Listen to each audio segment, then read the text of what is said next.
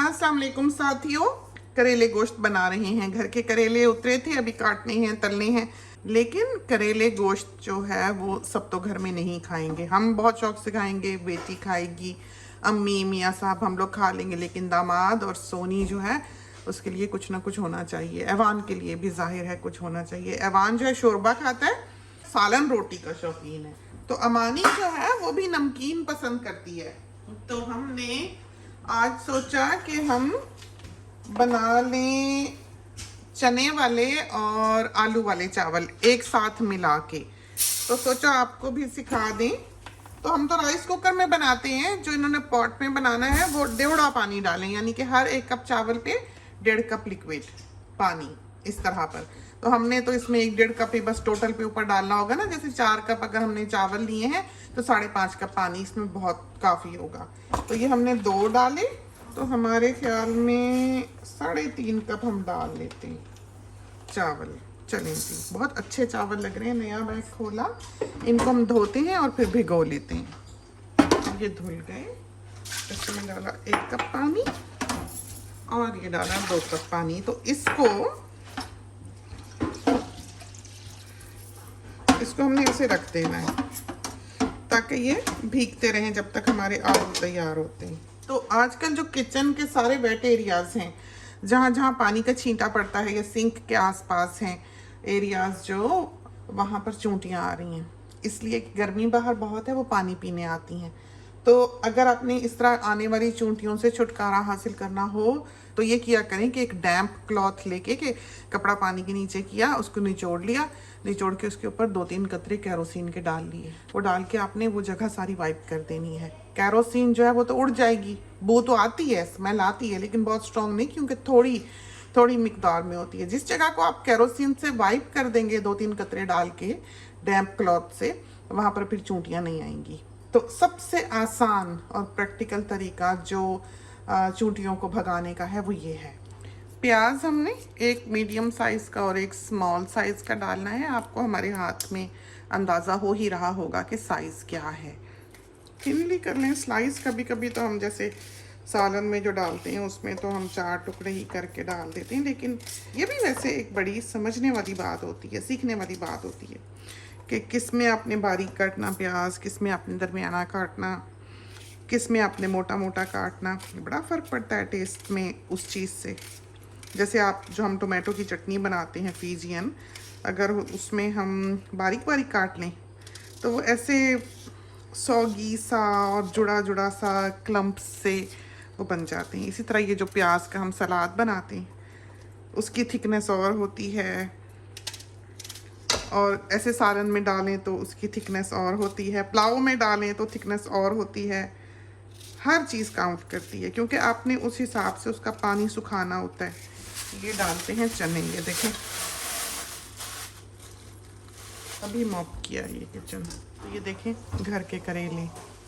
तो ये जो करेले हैं देख लें, हम बाहर से तोड़ के लाए हैं, अंदर से हमने बीज निकाले और इनको हमने काट लिया। हमने कुछ नहीं धोया, कोई नमक शमक नहीं लगाया, कोई निचोड़ा नहीं, कोई ज़रूरत नहीं है।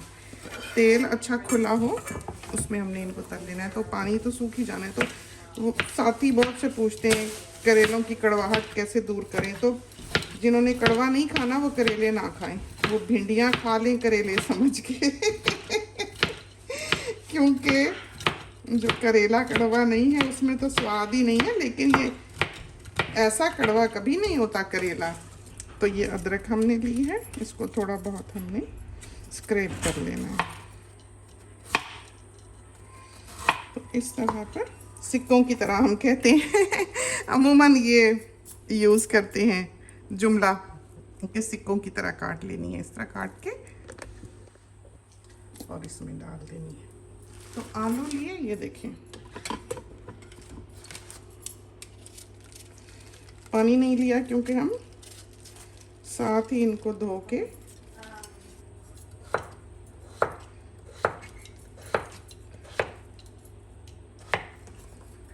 इसको हम डाल देंगे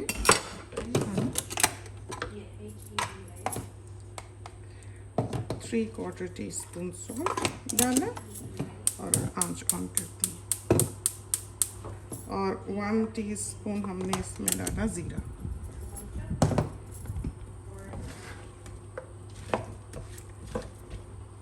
और हिला के कर दिया बंद।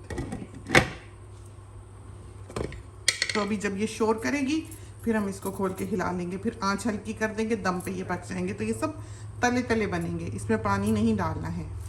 तो इसको देखते हैं खोल के। देखा आपने, हमने हिलाया नहीं ताकि ये तले तले रहें।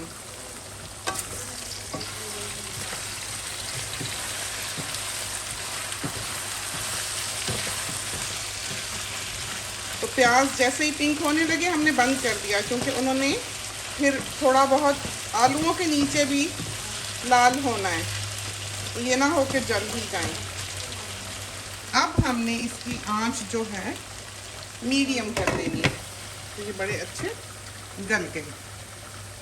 अब हम इनको डालते हैं चावलों में।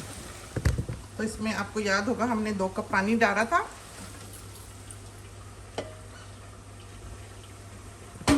तो ये हुआ तीसरा कप, ये हुआ चौथा कप, और ये हुआ 4.5 कप पानी। 3.5 कप चावल थे, 4.5 कप पानी,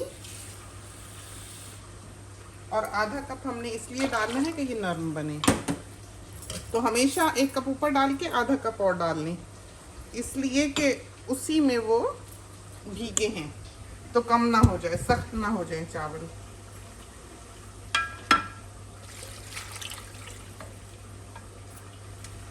बर्फ वाले, आपको तो याद होगा कि हम चने जो हैं वो फ्रीज करते हैं, और कैसे फ्रीज करते हैं। अभी हमने इसमें नमक डालना है। तो आलूओं में जितना हमने डाला था वो आलूओं के लिए ही हो गया, 3/4 टीस्पून डाला था। और चनों में भी नमक हमने चनों के हिसाब से डाला हुआ है। रह गए चावल, तो 3.5 कप में 1 2 डालते हैं भर के, और फिर इसको चखते हैं, और ऑन कर दिया। तो ये देखें, अभी हम फ्रिज में से हरी मिर्चें निकाल रहे थे। ये हमें कोई फल मिला है, धोखेबाज सा लगता है। इसको देख के कुछ समझ नहीं आती, एप्पल है या पेयर है या क्या है। बहरहाल आजकल तो यही कुछ है। बहुत अच्छे भी बना दिए, लेकिन कुछ बिल्कुल ही बेस्वादे हो गए। ये हमने निकाल के रखा कि देखेंगे, चखेंगे कैसा है, लेकिन हमें बिल्कुल नहीं पता कि ये क्या है। तो ये देखेंगे बड़ा अच्छा भुन गया। अब हम इसमें डाल देते हैं करेले। तो जिसने करेले गोश्त सीखना है वो किसी भी रेसिपी में हमारा गोश्त का जो बेसिक्स है देख ले। अब हमने इसको पकाना नहीं है, ये हमने अब दम करना है। इसमें हमने डाल देने हैं प्याज कच्चे,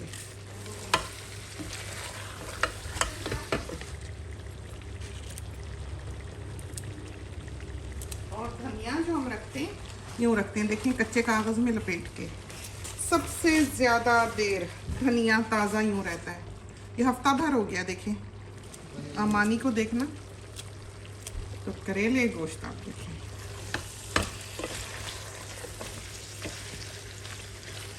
ऐसा खिलाया और बिल्कुल 1 मिनट जो है दम कर दिया। अमानी के बगैर तो क्लिप पूरा हो ही नहीं सकता। तो जाते हैं, आपको दिखाते हैं, सोई हुई है वो।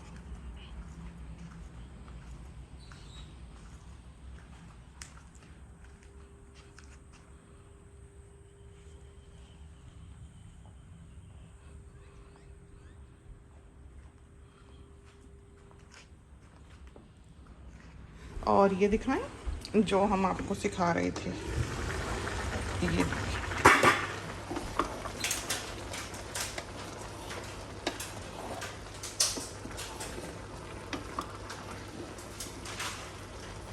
चावल देखा कितने नफीस हैं। ये लाल किला है चावल, कह रहे तो हमने कोई भी लिड जो है उस पर दे दिया, ये इसकी है नहीं। तो अब जो जुल्म हुआ है वो ये हुआ है कि दही नहीं है घर में। सारा दही जो मंगवाया हुआ है वो स्वीट एंड क्रीमी मंगवाया हुआ है, वो ये खाते हैं मीठा दही। तो हमें तो आम दही चाहिए, तो वो है ही नहीं। और हम तैयारी कर रहे हैं करेले गोश्त के साथ। दही का रायता खाने की। तो चलो जितना भी है हम उसी का ही बना के खा लेंगे। कुछ चीज़ें ऐसी हैं जो हम नहीं खाते, तो हमने ज़िंदगी में वो नहीं बनाई। तो ये क्या, दही की बोतल में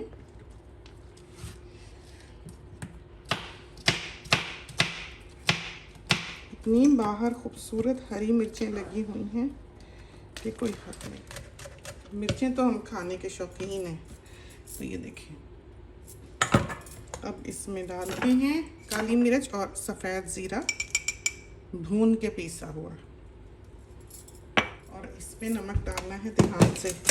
अगर डाल दिया हमने ज़्यादा तो हम क्या करेंगे। ये जो नमक है जब इन चीज़ों को लगेगा तो ये खुद ब खुद इसमें डाला ज़रा सा पानी और लीजिए जरा। तो ये देख के कि दही नहीं है, हम करेले गोश्त के साथ रायता छोड़ने नहीं लगे। दिखाएं आपको, ये देखें। चलो